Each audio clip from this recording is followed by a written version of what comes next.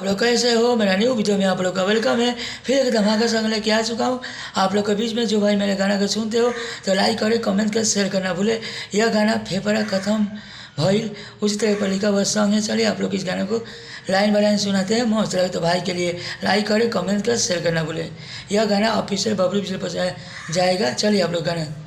जहिया से धैले बारू दोसरा के हाथ हो, रोते रोते अखिया हमार भइल बावे लाल हो। यहाँ दो बगन है। जहिया से धैले बारू दोसरा के हाथ हो, रोते रोते अखिया हमार भइल बावे लाल हो। दिलावा से छल कैलू दोसरा के हल हो, रोते रोते अखिया हमार भइल बावे लाल हो। रोते रोते अखिया हमार भइल बावे लाल हो।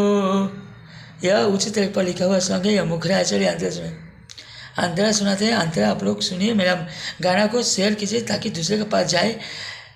थोड़ा हम इस गाना को थोड़ा अलग टाइप के लिखा हूँ। चलिए। करेंट जैसन मरलस दिलावा जरूरत नइखे, डॉक्टर भी हैरान कुछ बोलत नइखे। यहाँ दो बगन है। करेंट जैसन मरलस दिलावा जरूरत नइखे, डॉक्टर भी हैरान कुछ बोलत नइखे। हमारा से प्यार कइलू दोसरा के साथ गइलू, हमारा से प्यार कइलू दोसरा के साथ गइलू, रोते रोते अखिया हमार भइल बावे लाल हो। रोते रोते अखिया हमार भइल बावे लाल हो। यह अंतरा वन है, यह मुखरा है। इस गाना को तेरेक बनवा के आप लोग गा सकते हो। चलिए आप लोग अंतरा तू सुनाते हैं। अंतरा तू सुनिए। भाई को चैनल को सब्सक्राइब करें, लाइक करें, कमेंट करें, शेयर करना भूलें। और यह ऑफिशियल बबलू विजल पर जाएगा। मेरा फेसबुक को फॉलो करें और बबलू विजल के नाम से चलते हैं।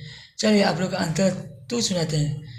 प्यारे हमारा से कई के जान छल कइलू, तू बबलू बिजोड़ के जिंदगी बर्बाद कइलू। यहाँ दो बगन है। प्यारे हमारा से कई के जान छल कइलू, तू बबलू बिजोड़ के जिंदगी बर्बाद कइलू। मुहावा तो मोड़ी के गइलू दिल तोड़ी के, रोते रोते अखिया हमार भइल बावे लाल हो। रोते रोते अखिया हमार भइल बावे लाल हो।